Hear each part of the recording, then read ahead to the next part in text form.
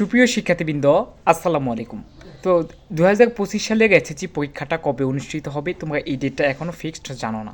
তো তোমাদের সম্ভাব্য একটা তারিখ তারা ফিক্সড করেছে, এপ্রিলে এসএসসি 25 পরীক্ষাটা অনুষ্ঠিত হতে পারে। তো এই ব্যাপারে কী বলছে আগে দেখতে পাচ্ছ, 2025 সালের এসএসসি ও সমন পরীক্ষা রমজান শেষ হলে শুরু করবে দেশের শিক্ষা বোর্ডগুলো। সেই হিসেবে আগামী এপ্রিলে এই পরীক্ষা নেওয়া শুরু হবে। জানতে চাইলে অন্তঃশিক্ষা বোর্ড সমন্বয় কমিটির সভাপতি ও ঢাকা শিক্ষা বোর্ডের চেয়ারম্যান অধ্যাপক তপন কুমার সরকার সোমবার বাংলা ট্রিবিউনকে বলেন, রমজান শেষ হলে এইচএসসি পরীক্ষা নেওয়া হবে।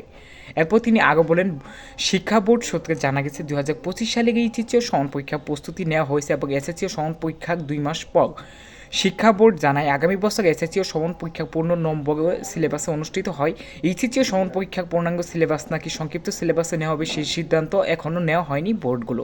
সংশ্লিষ্ট সূত্র মতে 2025 সালের শেষে অথবা এপ্রিলের শুরুর দিকে ঈদুল ফিতর হতে পারে। ঈদুল ফিতরের ছুটি শেষ হলে পরীক্ষা নেওয়া হবে। সাধারণ পরীক্ষা সময়সূচি দেওয়া হয় 15 দিন আগেই। তো সুপ্রিয় শিক্ষার্থীবৃন্দ, তোমাদের এখানে যে ডেটটা দিছি এপ্রিলে, এটা কিন্তু সম্ভাব্য ডেট, এটা কিন্তু ফিক্সড না যে এই তারিখে শুরু হবে। এটা আপাতত সম্ভাব্য ডেট তারা দিয়েছে।